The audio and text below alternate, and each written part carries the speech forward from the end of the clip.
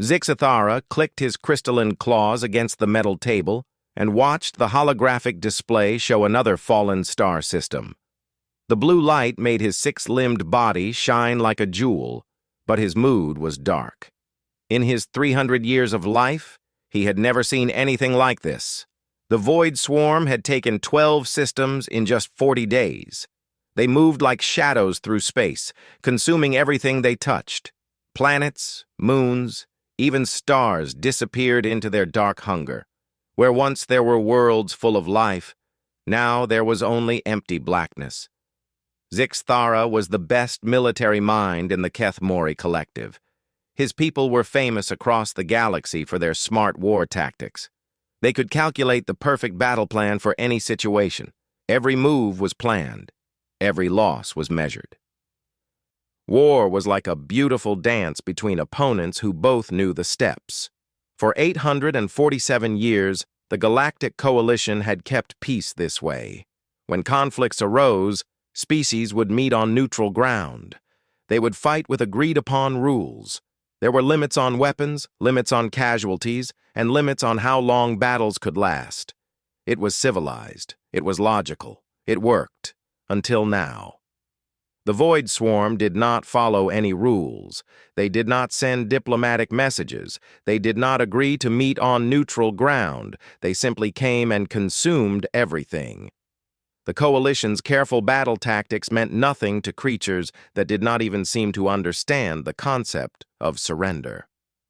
Zixathara's harmonic voice hummed with frustration as he spoke to the other Coalition leaders through his communicator. "The mathematical models are useless," he said. "These entities do not respond to logical warfare." The other voices that came back through the device shared his concern. The proud Veltari had lost their famous battle cruisers. The wise Mordun had seen their shield technology fail completely. Even the aggressive Ketrak found their warrior culture helpless against an enemy that felt no pain and knew no fear. Then came an unexpected transmission from a small blue planet on the edge of Coalition space. Earth. Zixathara had read about humans in the basic Coalition files. They were new members, barely 50 years in the Coalition. Their technology was simple compared to other species. Their society seemed chaotic and emotional. Most Coalition members considered them a minor species that would need centuries to become truly useful. The human message was simple. "We volunteer our military forces to fight the Void Swarm." Zixathara almost laughed. The sound came out as a crystalline chime that rang through his command center. Humans wanted to fight an enemy that had destroyed the Coalition's best armies? It seemed like offering a sharp stick to fight a plasma cannon. But the Coalition was desperate.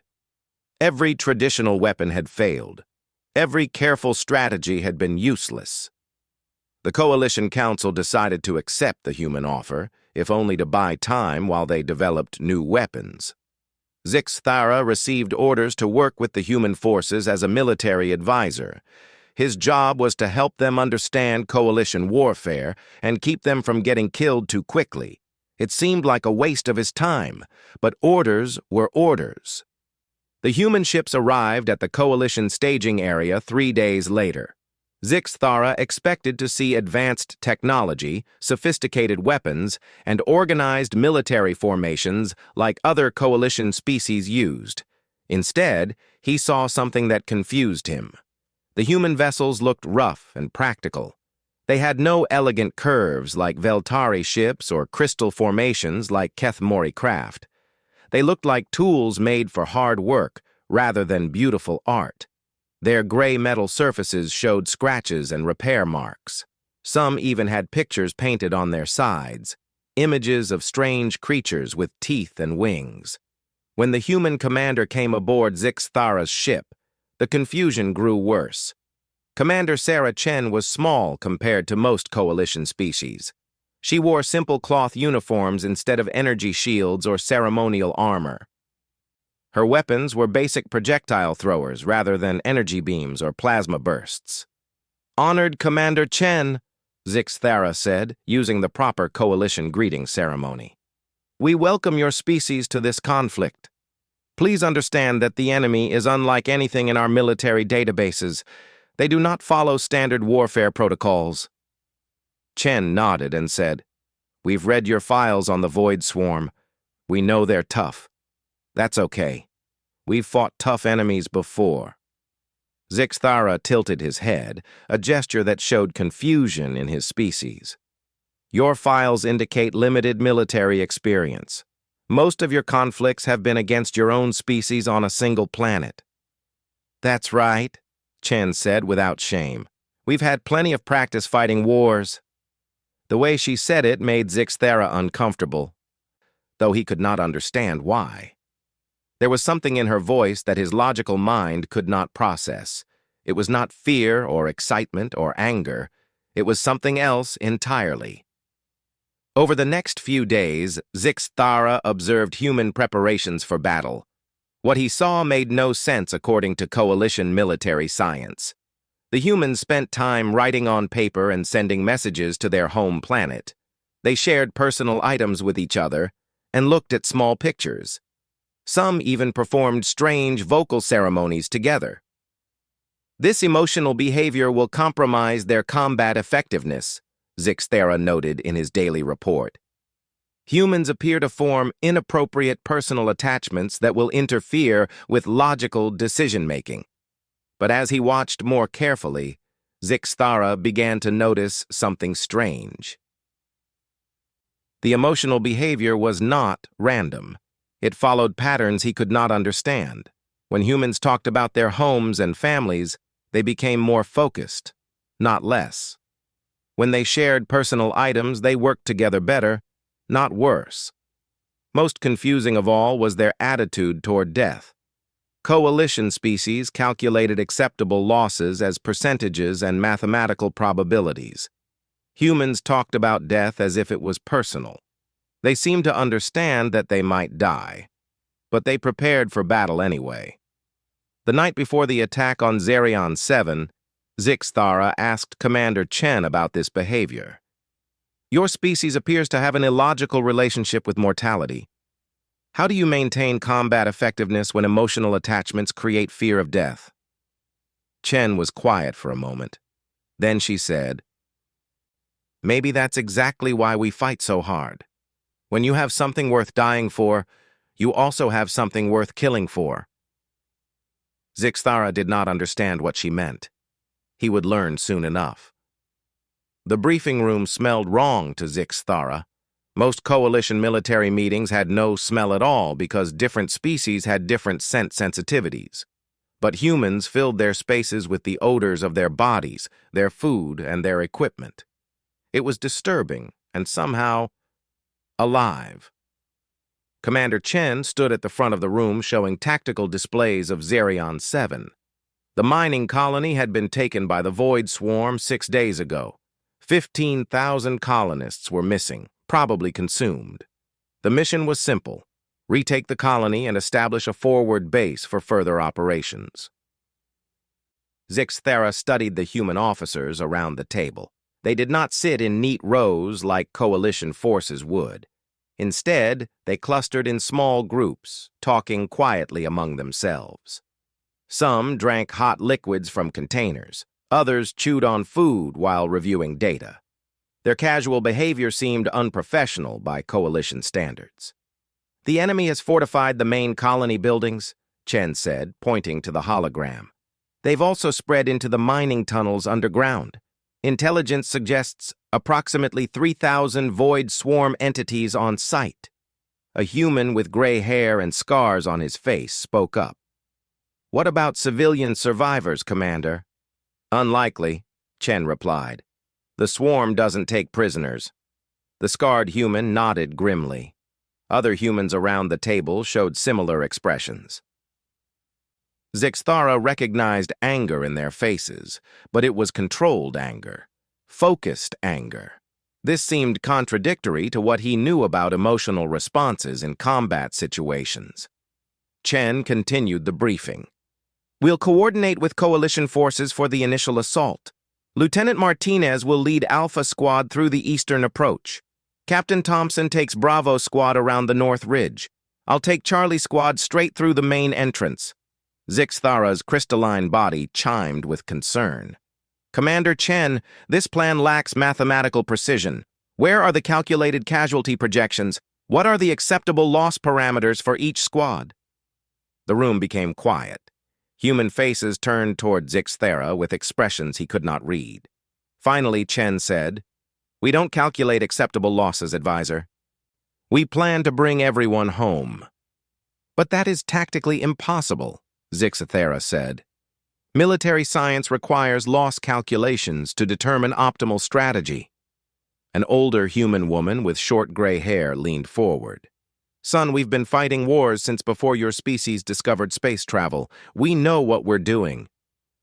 Zixthara felt confused by being called son, since his species did not reproduce in the same way humans did. More confusing was the confidence in the woman's voice.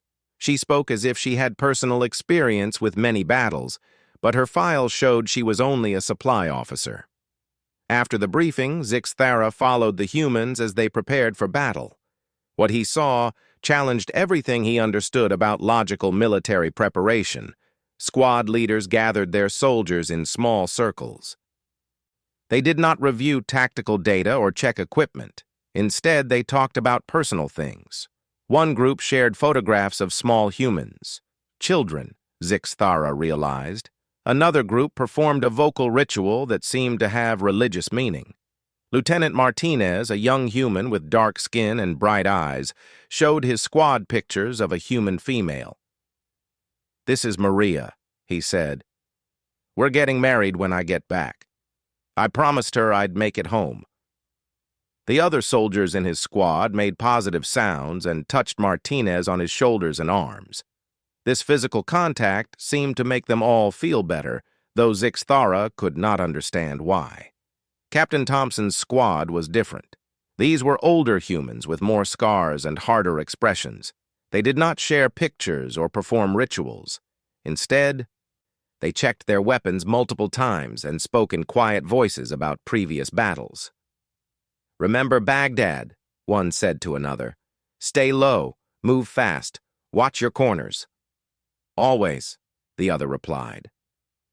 Zixthara tried to research what Baghdad meant in the human military database. The files he found disturbed him.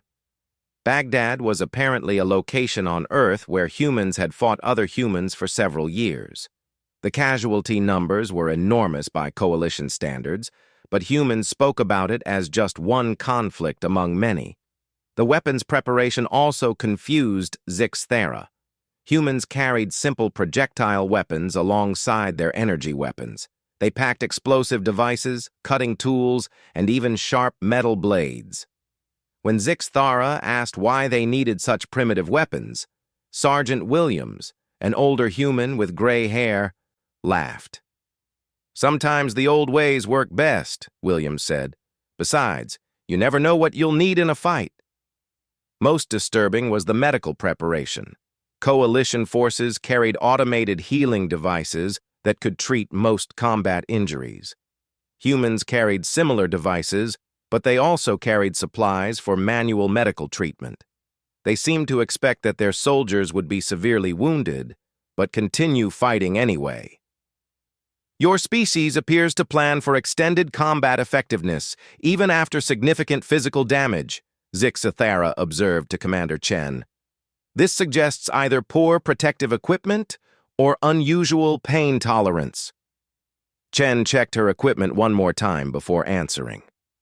"Both, probably, but we've learned that sometimes you have to keep fighting even when you're hurt. The mission doesn't stop just because you're bleeding." That night, Zixthara watched human soldiers prepare personal items. Many wrote messages on paper and sealed them in containers. Others recorded audio messages on their communication devices. When Zixthara asked about this behavior, a young soldier explained. "These are for our families if we don't make it back," the soldier said. "We want them to know we were thinking about them." "But this behavior acknowledges the possibility of death," Zixthara said. "Doesn't that reduce combat effectiveness?" The soldier looked at Zixathara with an expression that seemed almost pitying. "No, sir. It reminds us what we're fighting for." As the humans settled down for rest before the battle, Zixathara studied their behavior patterns. Some slept immediately, as if they could control their unconscious state at will. Others stayed awake, staring at pictures or reading messages from home. A few gathered in small groups and talked quietly about things unrelated to combat. This chaotic mixture of emotional behavior and practical preparation made no sense according to coalition military psychology. Soldiers should be focused only on tactical objectives. Personal attachments created vulnerabilities that enemies could exploit. Fear of death reduced aggressive combat behavior. But as Zixathara observed more carefully, he began to see something unexpected. The humans who showed the most emotional attachment to their homes and families also showed the most determination to complete the mission. The soldiers who wrote the most personal messages also spent the most time checking their equipment and reviewing tactical plans. It was as if their emotional connections made them more committed to battle, not less. Commander Chen found Zixathara reviewing tactical data late that night. "Can't sleep either?" she asked. "I do not require sleep in the same way humans do," Zixathara replied. "I am trying to understand your species' approach to combat psychology." Chen sat down across from him. "What's confusing you?" "Your soldiers display emotional behavior that should compromise their effectiveness, yet they appear more committed to the mission because of it. This contradicts established military science." Chen was quiet for a moment. "Maybe your military science doesn't account for what happens when people fight for something they love instead of something they're ordered to protect." Zixathara thought about this as he prepared his own equipment for the coming battle. Tomorrow, he would finally see how human emotional chaos translated into actual combat effectiveness. He suspected he was about to learn something that would change everything he thought he knew about warfare. The first wave of coalition forces moved against Xerion 7 exactly as planned. Veltari energy weapons opened the attack from long range. Mordun shield generators protected advancing troops. Ketrak warriors charged the outer defenses with their traditional battle cries. Everything followed standard coalition warfare protocols. The Void Swarm destroyed them all in 18 minutes. Zixathara watched from the command ship as perfect military formations dissolved into chaos. The enemy moved unlike anything in coalition databases. They flowed like liquid shadow, appearing where they should not be, attacking from impossible angles. Their weapons drained energy from coalition shields and turned it back against the attackers. "Retreat immediately," the coalition admiral ordered. "All forces fall back to minimum safe distance." But there would be no safe distance if this continued. The Void Swarm was learning.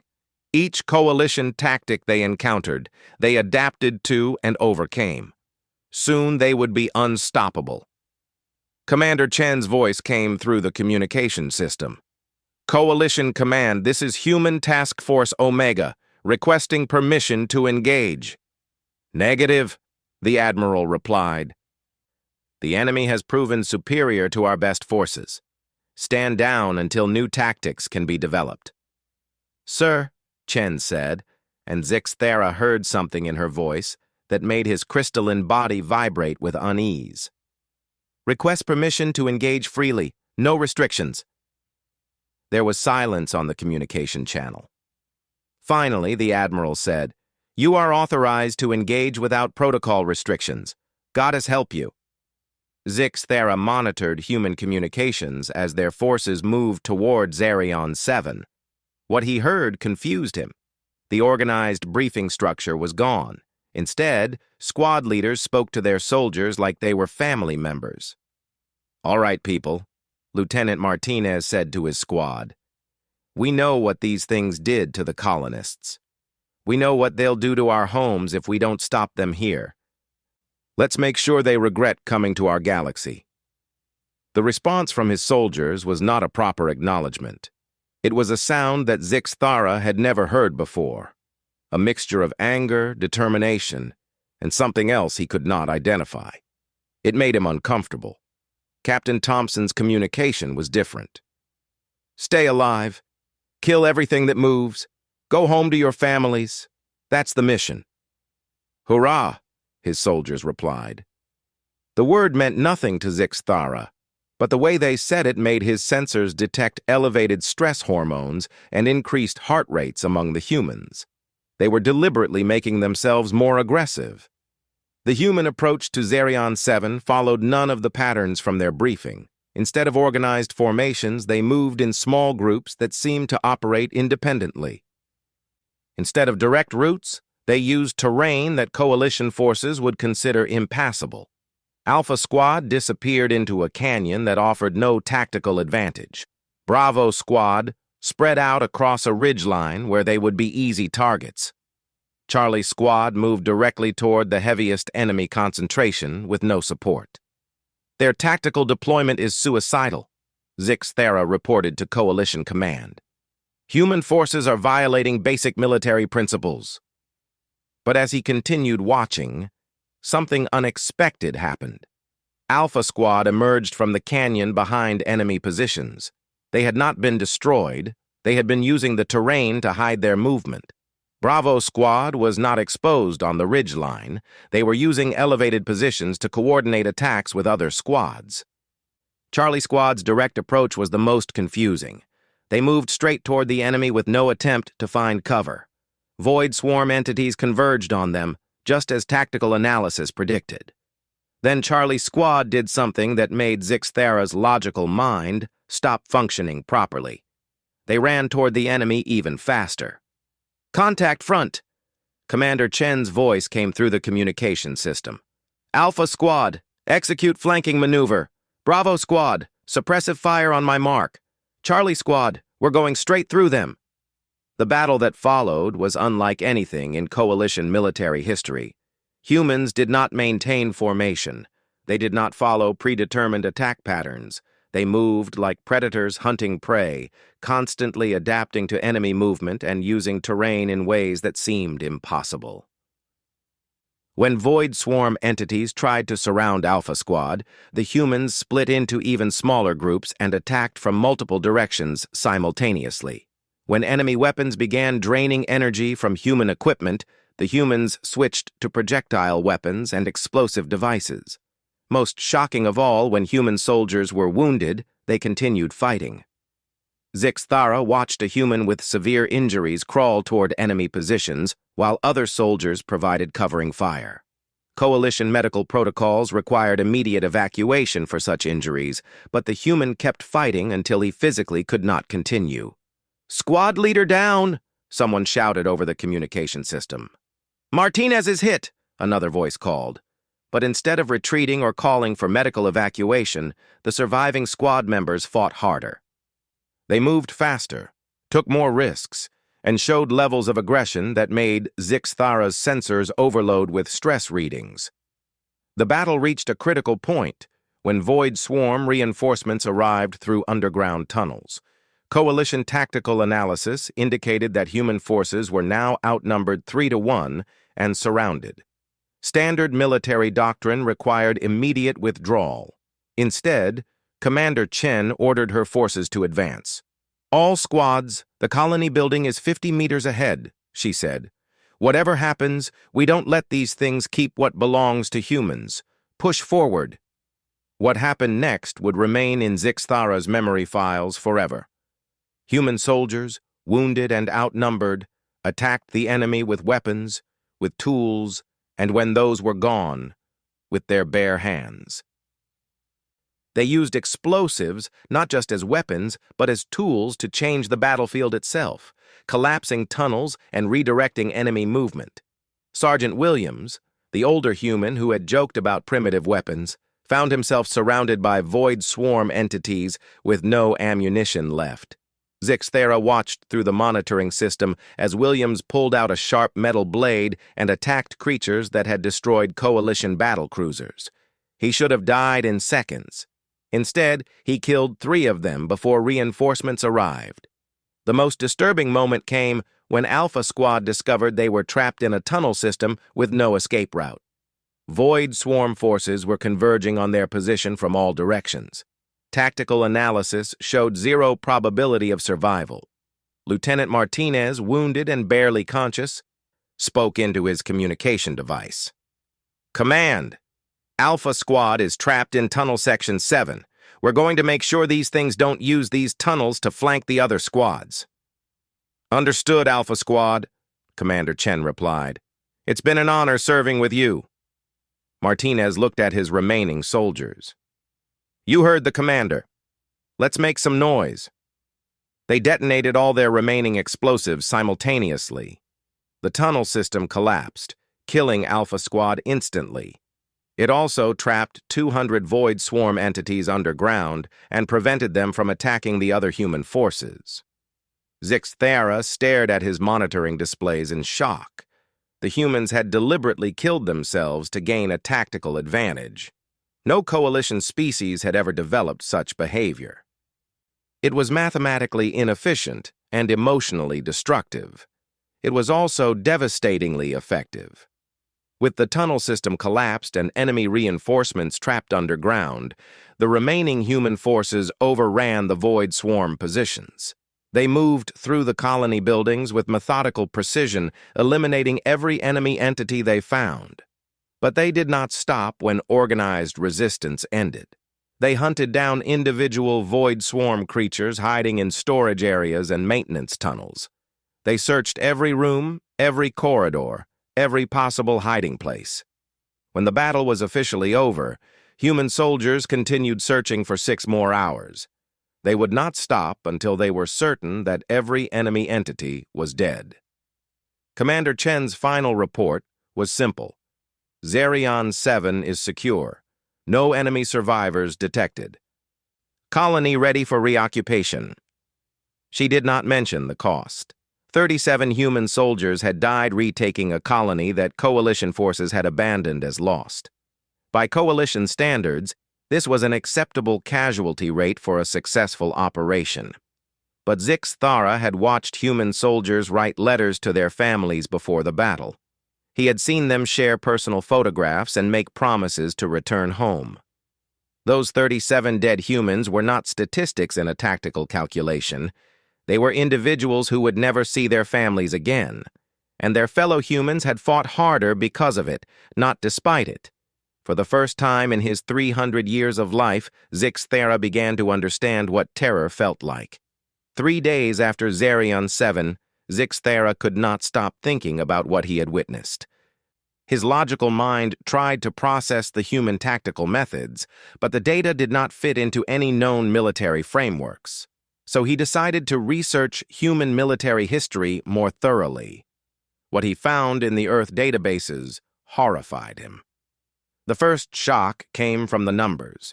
Humans had fought wars for thousands of years, but the scale of their conflicts made coalition warfare look like children playing games.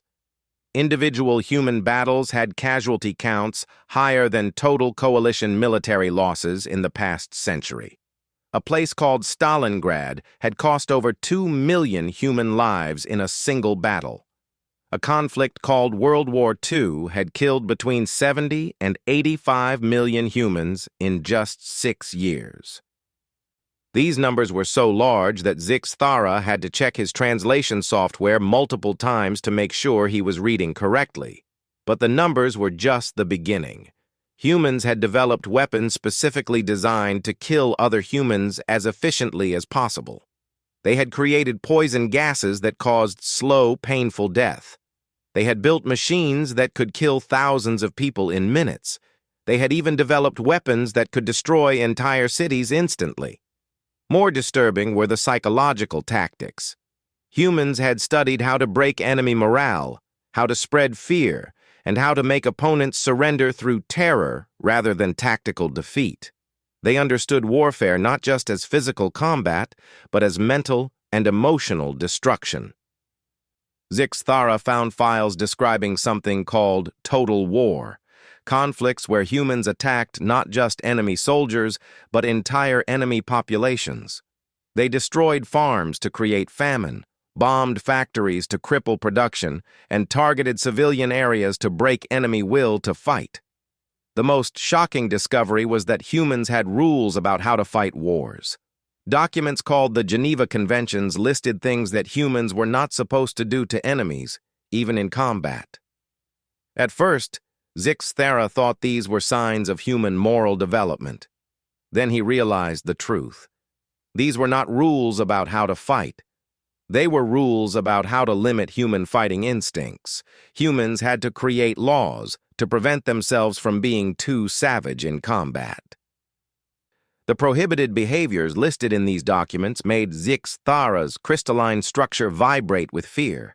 Torture, execution of prisoners, collective punishment, deliberate targeting of medical facilities. These were all natural human combat behaviors that had to be legally banned.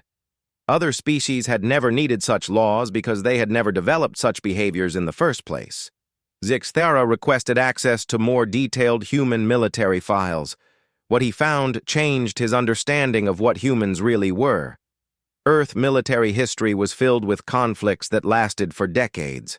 Humans had fought generation-long wars where parents passed hatred for enemies to their children.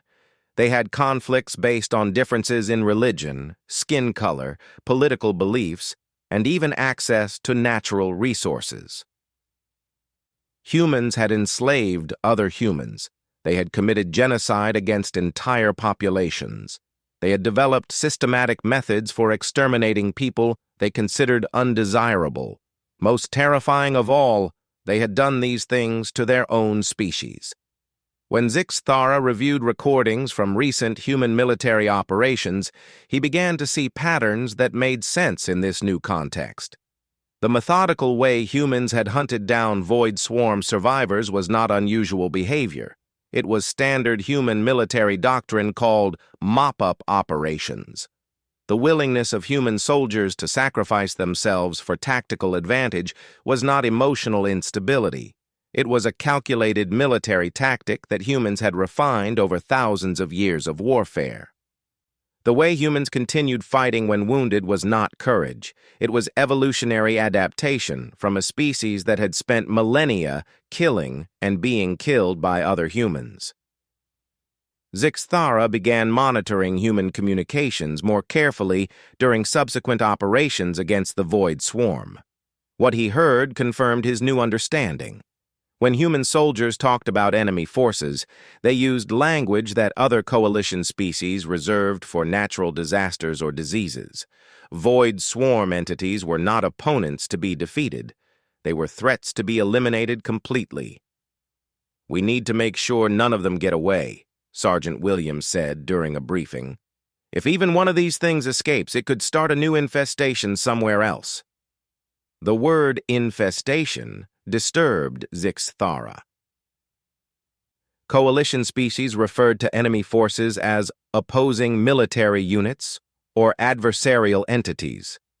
Humans spoke about them like they were dangerous animals that needed to be exterminated.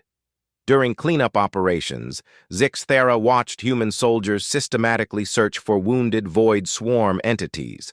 When they found them, they did not attempt capture for interrogation or intelligence gathering. They eliminated them immediately. "Check that body," Commander Chen ordered when her squad found what appeared to be a dead Void Swarm creature. The soldier approached carefully, confirmed the entity was still alive but badly wounded, and shot it without hesitation. "Confirmed kill," he reported. This behavior violated coalition warfare protocols, which required attempts to preserve enemy wounded for intelligence purposes. But when Zixthara mentioned this to Commander Chen, her response chilled him. "These things don't surrender and they don't negotiate," she said. "The only good Void Swarm entity is a dead one. That's not cruelty, that's smart tactics." The casual way she said it made Zixthara realize that humans viewed total extermination as a normal military objective. They were not trying to defeat the Void Swarm. They were trying to make the Void Swarm extinct.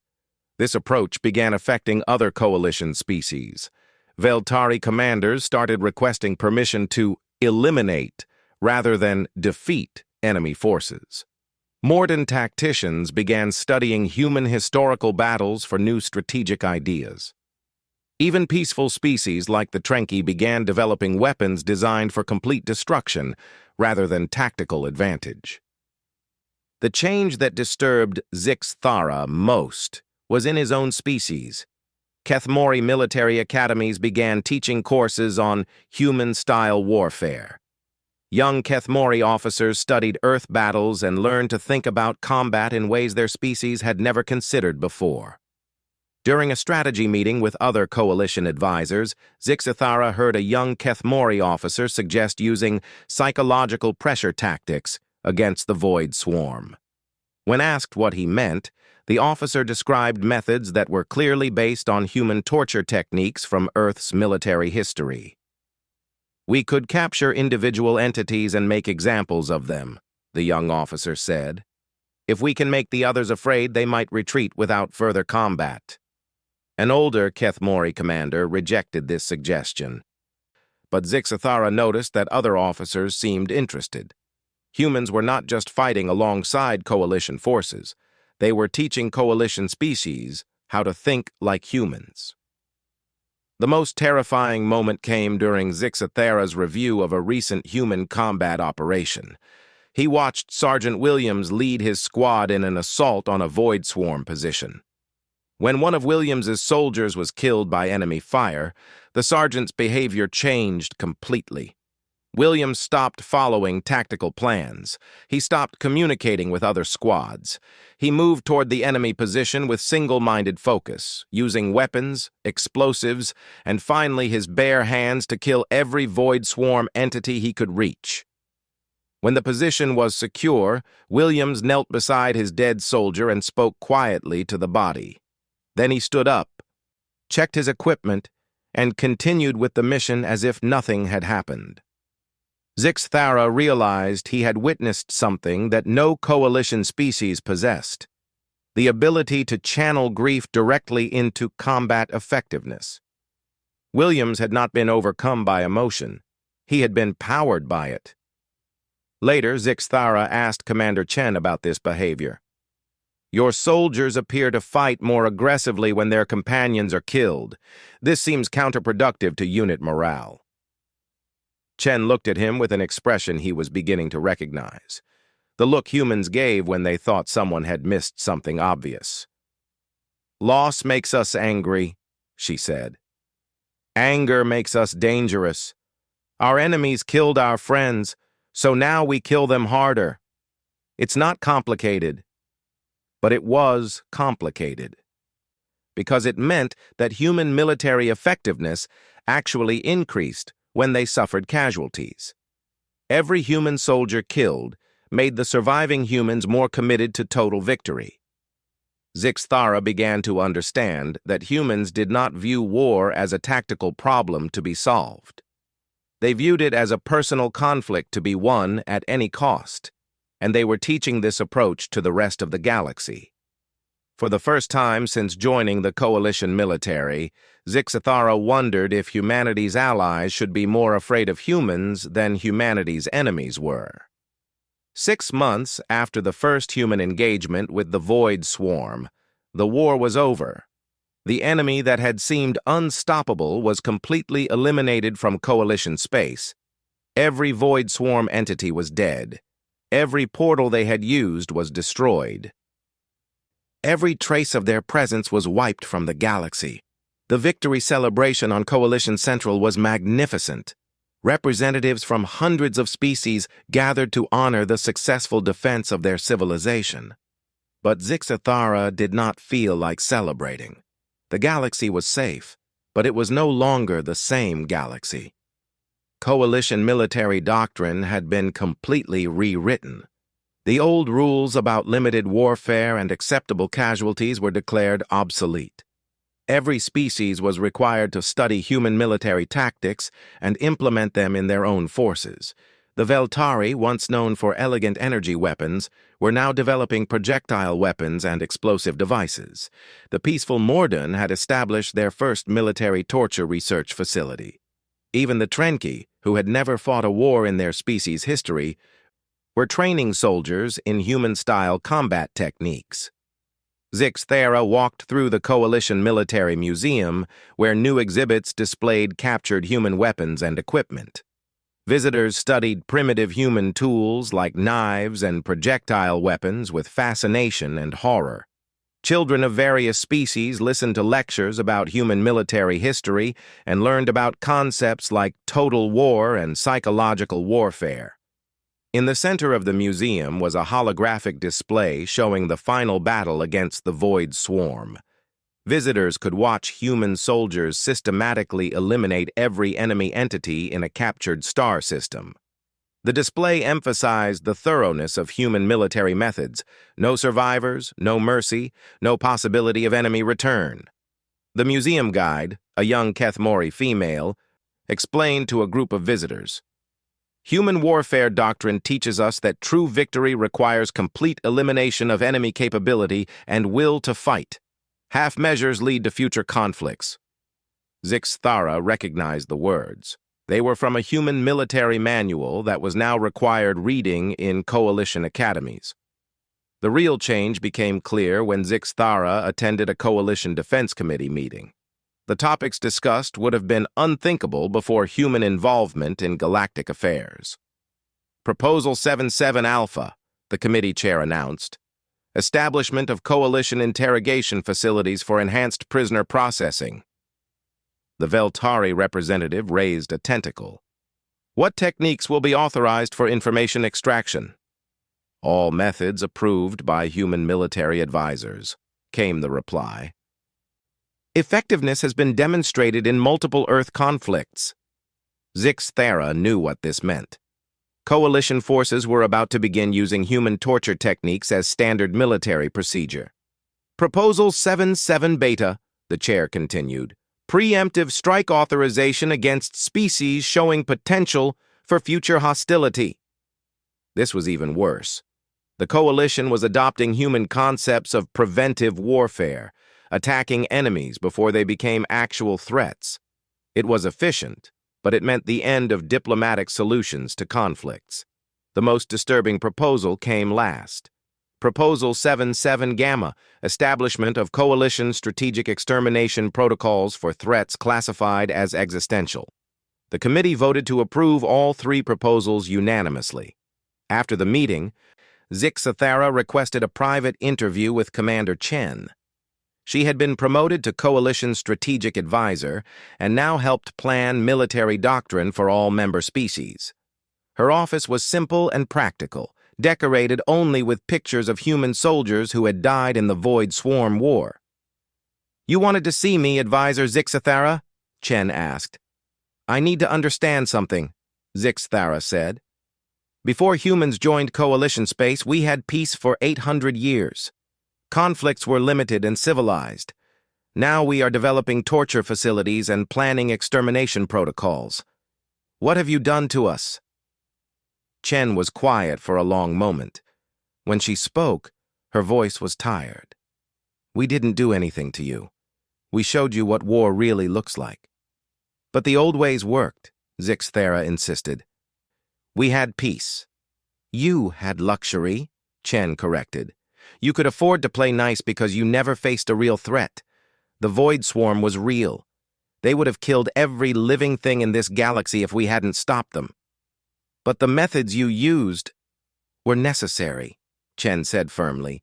"You think we're monsters because we know how to fight wars. But we're not fighting because we're violent. We're violent because we're fighting for something worth protecting." Zixthara's crystalline structure vibrated with confusion. "I do not understand the distinction." Chen stood up and walked to her window, which showed the busy traffic of Coalition Central. Ships from hundreds of species moved peacefully through space, carrying cargo and passengers between worlds. "Look out there," she said. "Every ship, every station, every world in this galaxy exists because we were willing to do terrible things to terrible enemies. Peace isn't free. Someone has to pay the price in blood. But now every Coalition species is learning to pay that price," Zixthara said. "We are all becoming like humans." Chen turned back to face him. "Good. Maybe now you'll be ready for the next threat. The words sent ice through Zixthara's logical circuits. What next threat? There's always a next threat, Chen said. The Void Swarm came from outside our galaxy. What makes you think they were the only ones out there? What makes you think they were the worst ones? Zixthara had never considered this possibility. Coalition databases showed no evidence of other extragalactic threats, but human databases were full of unexpected enemies and sudden wars. Your species assumes there will be more conflicts, he said. Our species prepares for more conflicts, Chen corrected. That's why we survive. Chen sat back down and activated her computer display. I've been reviewing coalition expansion patterns over the past millennium. You've been very successful at peaceful exploration and diplomatic contact. You've built a beautiful civilization. The display showed the growth of coalition space over centuries, steady, peaceful expansion through negotiation and alliance. But you've also been very lucky, Chen continued. Every species you've encountered has been reasonable and open to negotiation. You've never met anyone who wanted to destroy you just because you existed. Such species would be illogical, Zixthara said. Logic is a luxury, Chen replied. Survival is a necessity. And survival sometimes requires doing illogical things to illogical enemies. She changed the display to show recent coalition military developments. New weapon designs based on human technology, training programs teaching human combat tactics, research facilities developing enhanced interrogation methods. What you call becoming like humans, I call becoming ready for reality, Chen said. The universe is a dangerous place. Pretty civilizations don't survive unless someone ugly is willing to protect them. Zixthara studied the display data. Coalition military spending had increased by 400% since the Void Swarm War. Peaceful species were developing weapons of mass destruction. Diplomatic services were being restructured to include intelligence gathering and covert operations. Are you proud of these changes? He asked. Chen was quiet again. When she answered, Zixthara heard something in her voice that he had never heard before. Sadness. No, she said. I'm not proud, but I'm not ashamed either. We gave your galaxy the tools it needs to survive. What you do with those tools is up to you. And if we become as violent as humans, then you'll live long enough to maybe become peaceful again, Chen said. The alternative is extinction. Zixthara left the meeting with more questions than answers. Over the following days, he researched human military philosophy more thoroughly. What he found was both disturbing and fascinating. Humans had a concept called peace through strength. The idea that true peace could only exist when potential aggressors were too afraid to start conflicts. They believed that civilized behavior was only possible when civilization was protected by those willing to be uncivilized. More importantly, humans understood that this protection came with a cost. Their military forces were kept separate from civilian populations precisely because warriors changed people. Human soldiers were honored for their sacrifice, but they were also isolated from the peaceful society they protected. Coalition species were learning this lesson too late. They were training entire populations in human warfare methods without understanding the psychological cost. Soon, every coalition world would be full of citizens who thought like human soldiers. Zixthara completed his final report on human military integration with mixed feelings. The galaxy was safer than it had ever been. Coalition forces could now defeat any conceivable threat. But the price of that safety was the end of the innocent, peaceful civilization that had existed for centuries. His last paragraph summarized everything he had learned. Recommendation: establish permanent human advisory positions in coalition military command. Human warfare methods are essential for galactic defense, but they require human guidance to prevent complete militarization of coalition society. Humans understand the balance between necessary violence and preserved civilization because they have spent thousands of years learning to live with both. Without their guidance, We risk becoming effective warriors, but losing everything that made us worth protecting. As Zixthara submitted his report, he realized that humans had given the Coalition the greatest gift possible, the ability to survive in a dangerous universe. They had also given them the greatest burden possible, the responsibility to remain civilized while being prepared for uncivilized actions. The galaxy was safer now, but it would never be innocent again. And perhaps, Zixthara thought, as he watched human and Coalition ships patrol together through space, that was exactly what it needed to survive.